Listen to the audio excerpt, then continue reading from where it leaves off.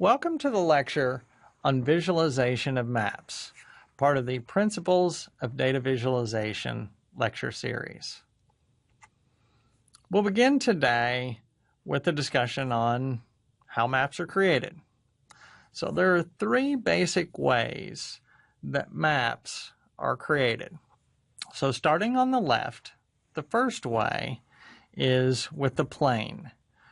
So if you can imagine standing at the top of the earth and looking down, and there being a round piece of glass that looks like it's the same size as the earth that we're looking down through. And so you'll see basically here's what the earth looks like from the top, basically a plane of the earth. And we've also highlighted on each of these examples the optimization of each of the particular maps. Now, the plane map will be very good at describing the geography for locations that are much further north, as you can see there with the orange dot. Now, in the second example, we use a cylinder. So in the case of a cylinder, if you can imagine taking a sheet of paper and basically turning it into a roll or a cylinder, sort of rolling it up and rolling it around the equator, sort of the center of the earth or the center of the sphere. So that's how we create a map in a cylinder. And so you see there in the center at the bottom, it looks like a sheet of paper. We sort of roll it around the center of the earth. And when we do that, this optimizes the map at the equator, basically at the center of the earth, and gives us sort of our best depiction of the geography at the equator. And then the third approach for creating a map is to use a cone. So here we would also have not necessarily a square sheet of paper, but a sheet of paper that is pre-cut a particular way. It might sort of look like maybe a bib. And then we would take that sheet of paper up to the top of the earth, same location we were at with the plane, but then we'd wrap that irregular shaped piece of paper around the top of the earth so that it forms a cone, kind of like an upside down ice cream cone. And when we create a map in this way, it's going to optimize for a particular position that you can think of about halfway between the equator and the North Pole. So this is going to be sort of a center point, or it optimizes in between where the plane or the cylinder might optimize. So these are the three basic approaches to creating a map. Now what we're looking at here is probably the most popular and most famous approach to creating a map of the geography on Earth. It's called the Mercator projection. It is designed to optimize at or near the equator. And a couple of things that we will walk through here. So in this example, take a look at the visual example on the right-hand side. And I want to explain sort of how this visual works. So if you look at the center, you see much smaller dots there, and then if we look further north and further south, you see larger dots. So what this is doing, what's being communicated to us, is that the geography that's being represented, sort of the shapes that are being represented, have their size distorted. So one of the challenges in creating any map is we are always going to have distortions. And with any particular map projection, we have to make a decision on, do we want angular distortion? And angular distortion means that the shape, let's say a particular continent, would be inaccurate. But the representation of the area might be highly accurate. Inversely, we could also create particular map types where the area is distorted, but the shape is exact. And so every map that we create, there's going to be some trade-off between either angular distortion or distortion of the area or size. And coming back to our visual here on the Mercator projection, what you're seeing here is that on this map, we have no angular distortion. So this map is optimized so that the shapes of each of these land masses is highly accurate. It is the shape that we might see from a helicopter if we flew all around that particular land area. So it's highly accurate in terms of the shape. But the trade-off we're making here is that we've distorted the size in some of our objects. And so coming back to our small versus large circles, what those do is give us a proportion of what the distortion is. So we see there at the center, fairly small circles. The distortion, there's very much less distortion at the center there. But when we get, if we move up or north on the map or south, notice that the distortion, there's a great deal of distortion in the area. And you can probably see this best. Look at what would be the polar ice cap in Antarctica at the bottom of the Earth, so at the very bottom of the map. Look how huge that landmass is. Now, we all know there is no way that that particular ice cap at the bottom of the Earth is larger than all of the other continents combined. But on this map, it appears as if it is.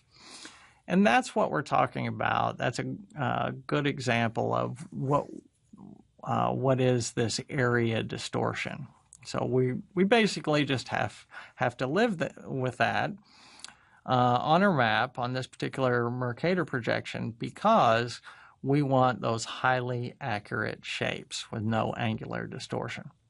And also, as we move north, we will notice that Greenland is huge. So Greenland appears basically larger than most of North America, larger than South America. Basically, on this map, it looks bigger than Africa, which is simply not the case.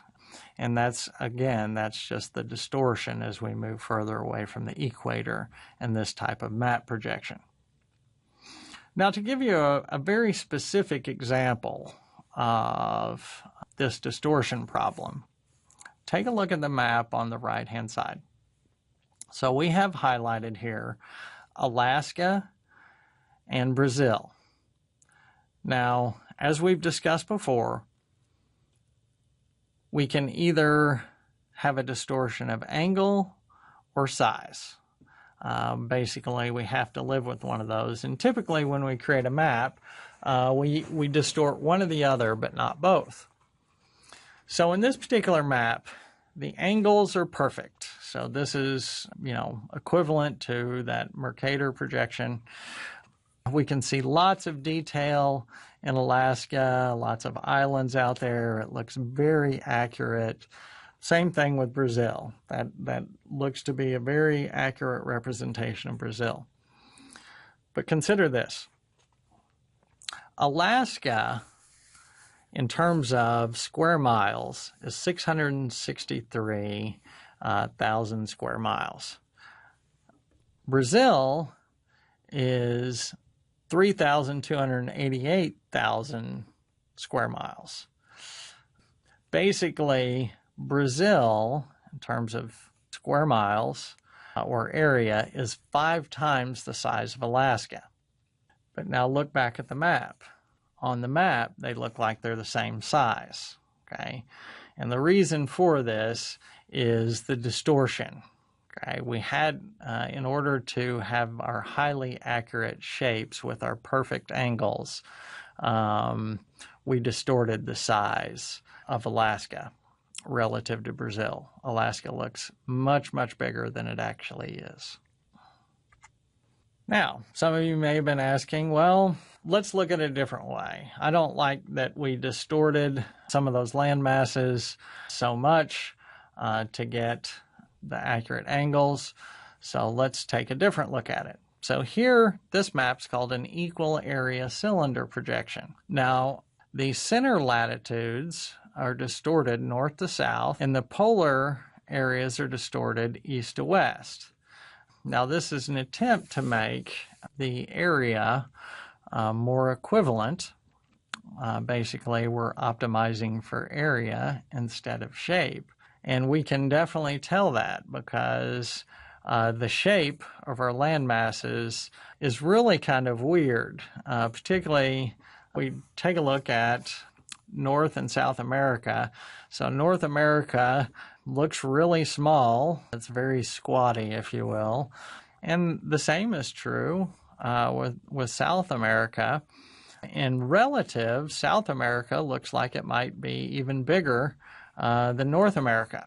So we can see that distortion even as we try to equally represent the areas. In this next map, we take a look at what's called a sinusoidal projection. So in this particular map, the areas are optimized, so it's represented very well from an area standpoint. But notice that the shapes are distorted at the equator and the poles. So again, using our sort of system of dots, that helps us get a sense of what some of those distortions might be. And both at the equator as well as the poles, the shape of our land masses there don't look quite right, or at least not what we're used to seeing. Now, all of our maps are presented with a particular scale. So this is an essential component presenting a map. We have to say, well, what is the size of these different areas on the map? And so starting at the top, we will see different scales that are appropriate for particular types of maps. So let's take a particular floor plan. So maybe it's a floor plan, a school of management building here. Perhaps it's for a home. The scale that we might use there might be 1 to 100. So, and it might be 1 foot equals 100 feet, that sort of thing. Moving down a little bit, so property map. So this is going to be an area that is larger than a building. It could be a whole collection of buildings or a neighborhood. So the scale that we might see here might be 1 to 1,000. As we move toward the next category, city and street maps, it might be 1 to 10,000. As we step up to a little bit larger area with the topographic maps, maybe we want to look at different terrain. Do we have mountains or valleys? So we might be in a ratio of 1 to 100,000, maybe even 1 to 1,000,000. And then when we get to the scale of an atlas map or a small scale regional map of the world, maybe it's a map of Europe or a map of Asia, we might be looking at something that's 1 to 10 million or 1 to 100 million. And then if we're looking at a map of the entire world, we might be looking at 1 to a billion.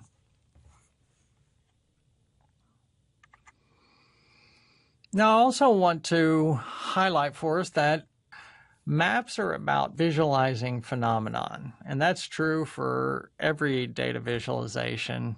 What we're trying to get at, what the visual encoding of the data is doing for us, is it's trying to help us communicate or convey what the phenomenon is. What are the dynamics of that particular phenomenon? And there can be all different kinds of phenomenon that we map. Maybe business or economic data. We might map social data, political data, cultural phenomenon, scientific phenomenons. So there's all kinds of different phenomenon that we might encode data and create a visualization. So here's an example, a visualization of wind energy. So we will open this up and take a look at it in its dynamic state. So here we're looking at a visualization application called the wind map. So with this particular wind map, consider what's the phenomenon here? What's being represented?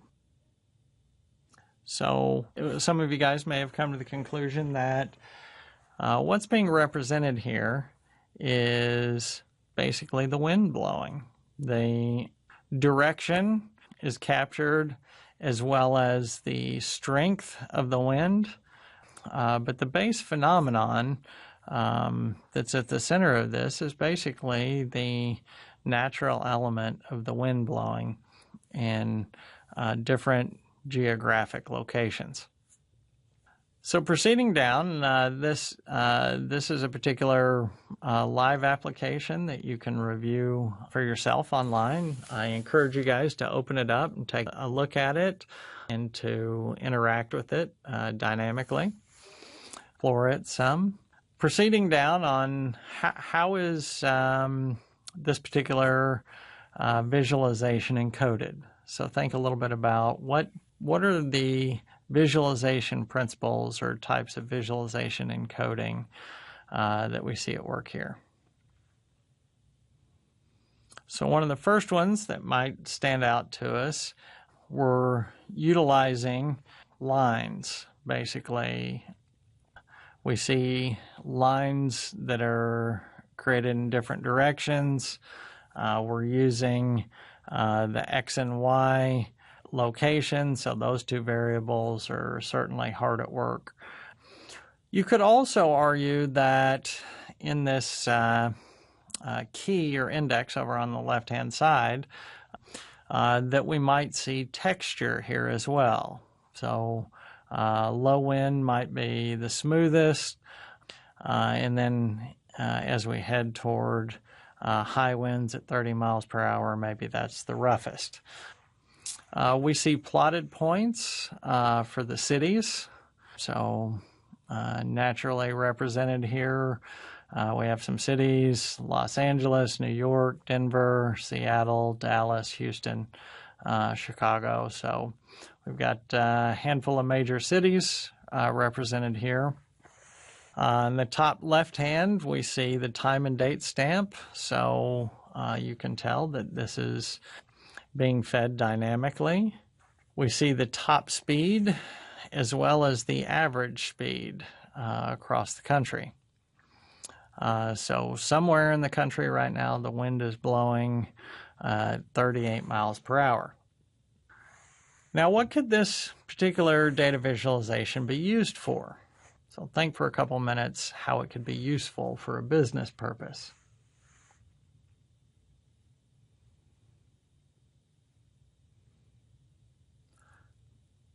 So what if we use this application to help us determine where should we put wind farms? Basically, farms of windmills that produce electricity. Where might we locate those? So on our map today, it looks like there's quite a bit of wind in the center of the country. Kind of a unique wind pattern going on there by Denver, where the wind is actually backtracking against the jet stream. So it's actually moving right to left, which is kind of an unusual pattern today. Typically, we see wind patterns with the jet stream moving from California, basically from left to right, from California to the East Coast over by Florida. but the wind's a little bit different today. They're in the center of the country, so everywhere in the Dakotas, Nebraska, Kansas, Oklahoma, even down through Dallas, we see quite a bit of wind.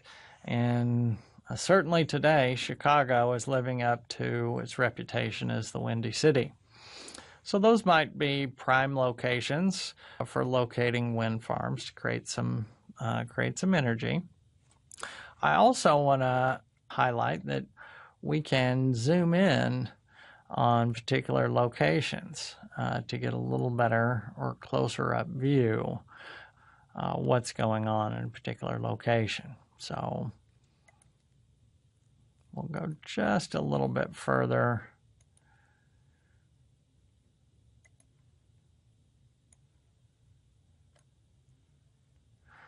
And so we can get a sense of what wind is going on in our particular area. So hopefully this gives you guys a sense of how data visualization can be used in an application form to visually encode a data set. That would be the measures in this data set might be our geolocations, might be basically our locations on a map, what's the speed of the wind, and then represent, as well as the direction of the wind, and then represent that in our geographic map. Now there's a number of historic snapshots of past winds, so we could see hurricanes. So we might take a look at a Hurricane Sandy and see how the wind pattern blowing at that particular time. Notice that we have the particular time and date stamp to help us key into what was going on in the country at that particular time. Now let's consider this flow map of cotton imports.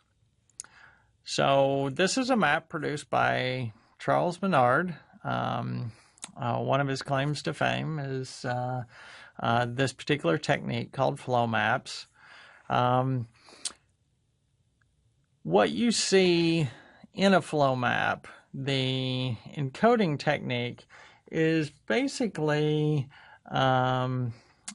using the variable of a line. So if you'll remember that one of our visual encoding techniques is to use a line, and that we can vary the thickness of that line. And the essence of a flow map is basically producing visual flows of something that are represented in lesser or greater amounts by a narrower line or a thicker line. And so here we have represented the flow of cotton imports. So this is basically a trade map of cotton imports that takes place. The first frame takes place in 1858. This is capturing the flow of cotton imports basically into England. And you'll notice that we have North America, basically what is the United States, there on the left. And in terms of the flow of cotton imports, it's a huge river. I mean, there's a massive amount of cotton imports coming from the United States of America to England. And we see some that are coming from other areas as well. We see a flow of cotton imports that's coming from Asia, that's flowing around Africa there into England. But it's a significantly reduced amount of imports in comparison to what's coming from the United States. Now, as we move to the frame in the center, the year is 1864, and notice the dramatic difference in each of those respective flows. Look at the flow from the United States to England. What was this massive river of cotton imports from the U.S. to England has now turned into basically a tiny stream. So we basically just have this very thin line representing a very small amount of cotton imports to England. Conversely, we see a huge expansion of cotton imports from Asia. Now, given the time frame here, there's a wonderful explanation of what has occurred here. So these two frames, what takes place in between the first frame on the left and the second frame on the right is the U.S. Civil War. And during the Civil War, the war itself was a huge disruption to trade of all kinds. But one of the techniques that tactics that the North utilized in its war with the South was basically to impose naval blockade so that there could be basically no exporting. The South could not export one of its major products, cotton, to England. And we see that represented in the visual frame there in the center. In 1864, the blockade would have been in full force. There's almost no cotton imports flowing from the United States to England in this frame. And then in 1865, the frame on the far right, basically the war is curtailed for the most part. The war is over, and we begin to see the importing of cotton. Basically, the stream is starting to grow again as the flow of cotton re-engages from the United States or North America to England. So hopefully this gives you an overview of sort of how flow maps work, as well as how you can represent, a particular dynamic, in this case, imports and exports or trade between countries using data visualization. Now this is an example of magnetic isoline maps. So the phenomenon that is being captured here is scientific. Basically, the Earth has a set of magnetic poles. The North and the South Pole sort of operate as different poles on a magnet. And what we're seeing represented here in the map on the right is the strength of those magnetic fields. So the different lines that are drawn through the ocean there give us the degree of strength of that particular magnetism, be it the North or the South Pole. And from a practical standpoint, you could see this scientific phenomenon. The differences in the magnetism, if you were to flush a toilet north of the equator, the water would move in one direction. And then if you were south of the equator, it would move in exactly the opposite direction. And the reason for that is, of course, the slight magnetism of gravity that takes place on the Earth. And this sort of concept of isoline maps, drawing these different lines on a map to represent a particular phenomenon, begins here. But probably more popularly, we're used to seeing isolines or an isoline map on a topographic map. Basically, we utilize these lines.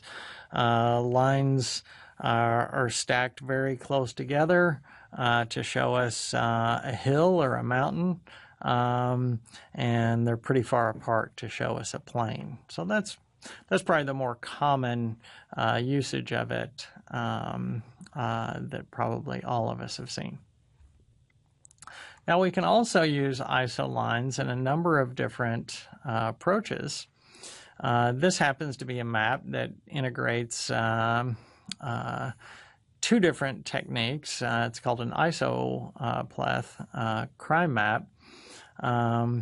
So we're basically integrating both the isoline map as well as a choropleth map. And so what we see represented here, consider the lightest color here. So we might have that particular light color, that sort of beige color. That might be the area of the highest crime. Then as we move out from that, we sort of have a line that's sort of a light yellow. So a significant amount of crime, but not as much as the lighter color. And then when we move to the gold color, again, a step down in the crime rate, but there's still a higher level of crime.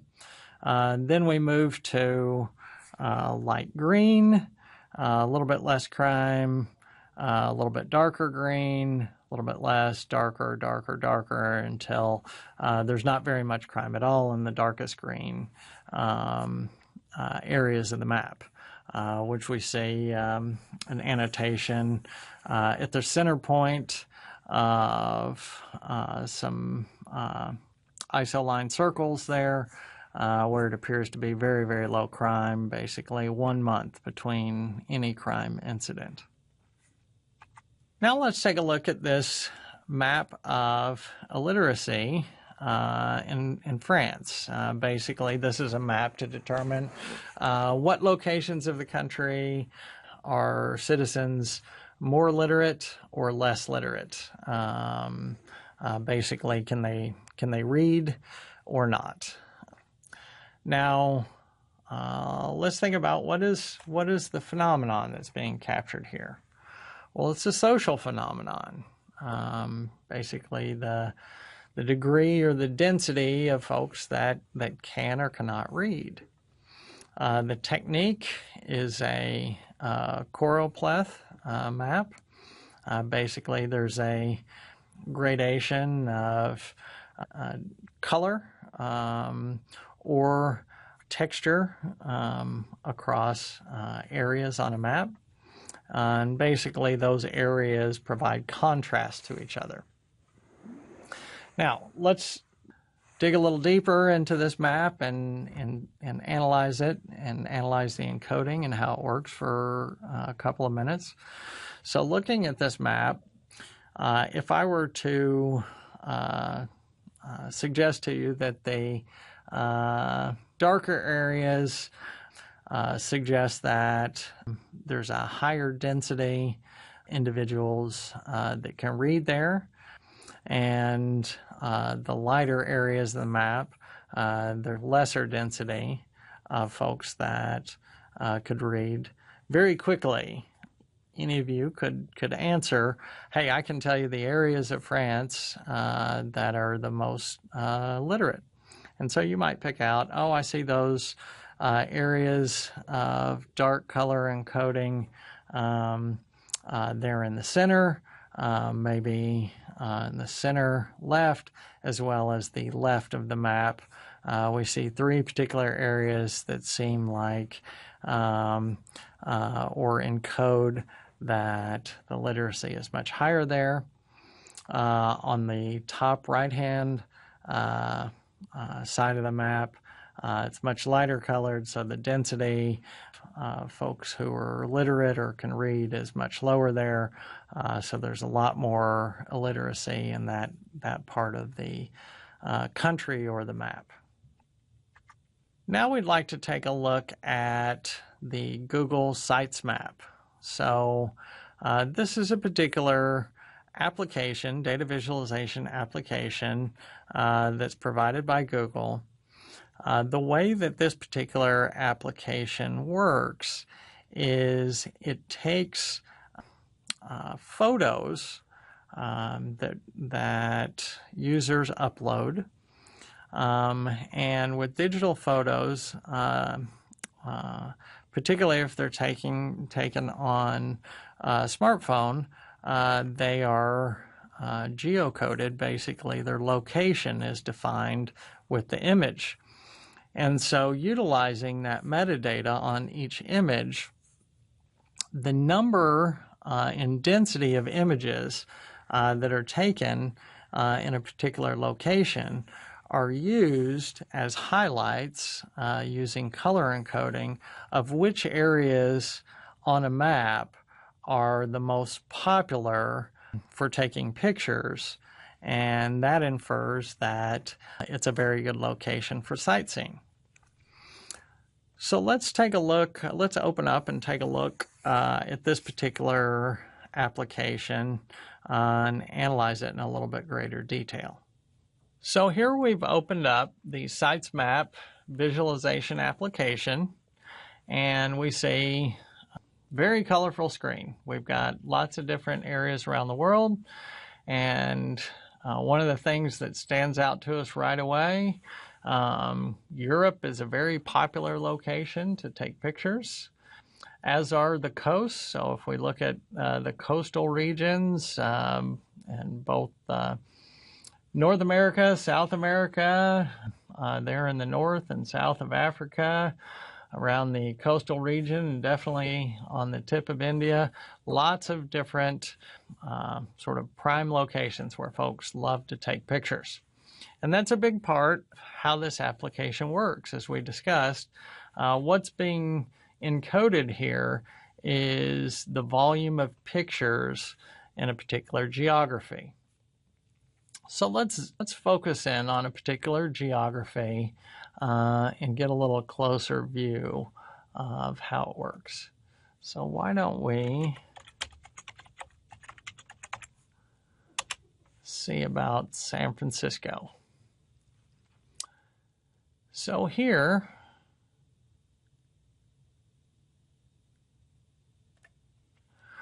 we can make out some unique points of interest here in San Francisco.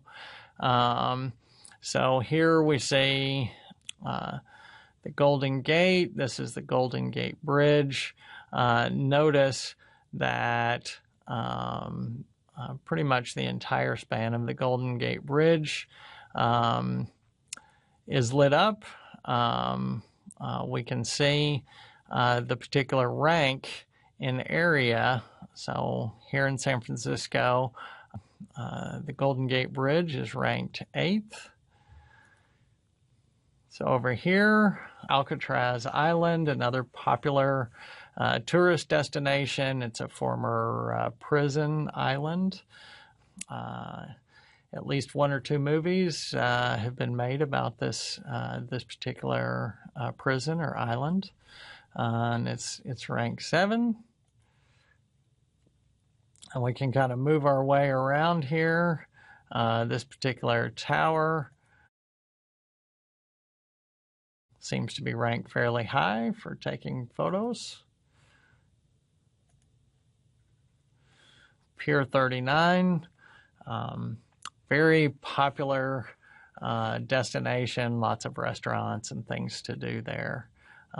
Fisherman's Wharf as well. So you guys get the idea of how this works, and it's all being driven on sort of the quantity of photos that's being captured. And if we want to, we can zoom in a little closer on particular areas.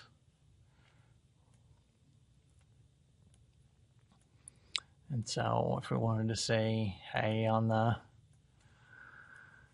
Golden Gate Bridge, what are the most popular locations to be shooting photos. And notice that when we adjust our viewing frame, it also adjusts our top 10 locations within that frame. So let's think for a couple minutes. What are the variables? What are the visual variables that are used for encoding here? So probably some of the ones that stand out right away, an X and Y location. We could also call it our geoposition on the Earth. So a particular location in XY coordinates. We do color encoding here. So this is a variation of colors. The lightest colors or the brightest colors are maximum intensity, with the darkest colors being minimum intensity. And so this is, in essence, a geographic heat map that we can look at.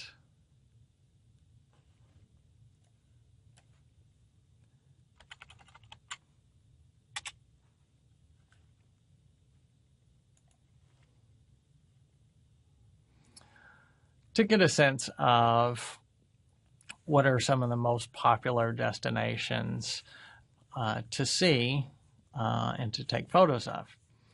Now, a couple of minutes about bias. So anytime we have a visualization, there will always be some type of bias in it. So it's been recorded in some way, and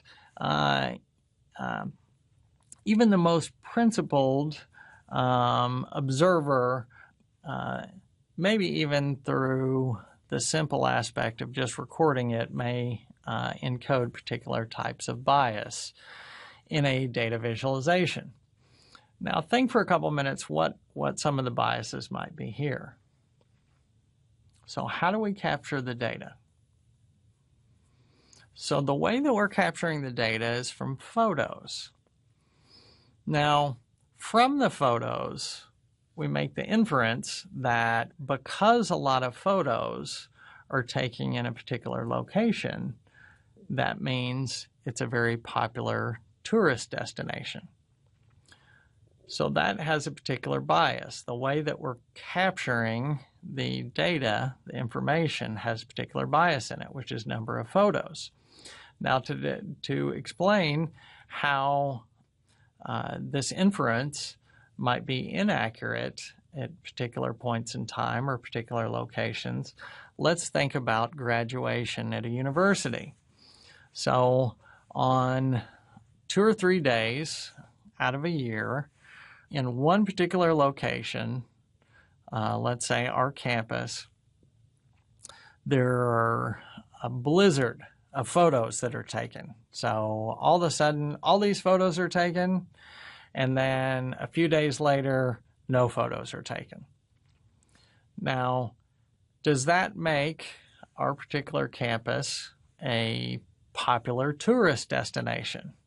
Well, it's a nice campus, but that doesn't make it necessarily a popular tourist destination. But the way that we're basically capturing our measurements, capturing our data that is used in this particular data visualization could encode particular types of biases, like the one we just discussed. Our campus may or may not be a popular tourist destination, but if there are a lot of pictures taken there, it might represent it that way on the map. We might also consider there might be a particular photo studio that their business is to take pictures. If those pictures were integrated, that particular location may not be a very popular tourist destination. Folks visiting from another country may not have too much interest in visiting a photo studio, but there would be a large number of photos captured at that particular location. Now we'll take a look at a type of map called the walk score. Now, the walk score encodes a particular density of different collections of where people live, where restaurants may be, where different attractions may be, and compiles that into a heat map that gives you an idea of how easy is it to walk in a particular part of the city, and thus the name, the walk score map. So let's take a quick look at that. What we're looking at right now is Seoul, Korea. This has a exceptionally high walk score. It's a walker's paradise. Daily errands do not require a car. Maybe we'll take a look at a couple other cities and just compare and contrast them. Maybe we'll take a look at Dallas and San Francisco. So as we discussed, let's take a look at Dallas, Texas.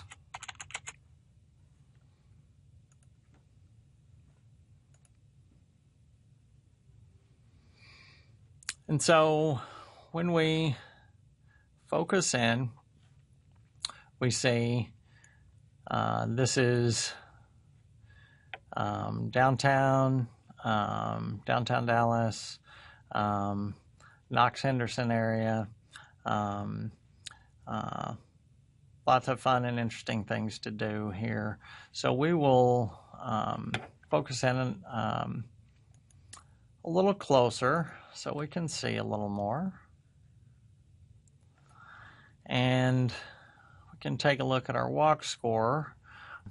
When it's yellow, our walk score is a little bit in between 25 and 100, maybe a 50, 60. And then when we get much greener, we have a higher walk score. And we have a number of locations. This particular application helps folks to find apartment rentals in locations that obviously have a high walk score. So we can back out of here. We can also look at parts of town that are not nearly as walking friendly, that are highlighted in the yellow there, or possibly even the brown, that would be much more difficult to walk. We would definitely need a car for these parts of town. And you can see there are different patches with better walk scores than others. And so it's a combination of a geographic map along with a heat map encoded on what is the capability of having apartments close to places to eat and places to shop. So let's take a look at another city. We'll take a look at San Francisco, which is a much more dense city. It's a much more dense downtown, and we can tell with that density, you get a whole lot of green. So here we are at San Francisco. We'll zoom back in. And we get a whole lot of green. Very easy to walk through the city. See lots of walk scores in the 90s. And it's only in particular parts of town that would have the lower walk scores that wouldn't have near the same walking utility. So hopefully this gives you an idea of a little bit different way to use a map with a high degree of utility for folks that want to find apartments in a neighborhood where it's easy to walk to everything. So the next example we'll look at is called OpenStreetMap. So OpenStreetMap is a like it sounds, mapping application for streets. And believe it or not, I think it's a little bit better than Google Maps. It gives you a lot more detail than what we might find, particularly a lot more detail on the roads, the highways, and the streets themselves. And so what we're looking at right here is a map of Miami, Florida. We see Miami Beach over the right-hand side, Miami toward the bottom, pretty close to the center of the screen. And what I want to bring to your attention is the detail that's in the map, particularly when we look at these roads and streets. You'll notice we have US 1 there, so that's a United States highway. And these different roads, you'll see, are encoded often by who owns or maintains the road. And you can see federal system is there with the U.S. highway, so U.S. 27, U.S. 41, U.S. 1. So a number of the federal funded highways. We'll also find, if we look in blue, those would be toll roads. So we see the state-run toll roads there. And then we get into, if we look for some of the orange streets, those are going to be probably owned and maintained by the city of Miami. So you get a whole lot of detail specifically on the streets, the roads and streets that are defined in the map. So I just wanted to provide this to you guys as a resource. I encourage you guys to open it up in a web browser, take a look at it, take a look at a couple different cities, just get a sense for how this type of map really focuses on the streets and highways. Now we'll take a look at a visualization of demographics. So this is a research project put together by the University of Virginia that visualizes demographics in what's called a dot map. And so on this particular map, with the encoding, there is a tiny dot that represents one person. So if we look over on the right-hand side there, we see that this the data encoded here is from the 2010 census. We have one dot equals one person, and then we have different color encoding from different backgrounds.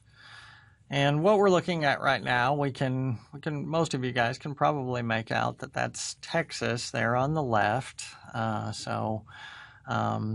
That largest cluster of color toward the top of the screen is going to be Dallas-Fort Worth, and then south of there we'll see Austin, and then south and to the right find Houston.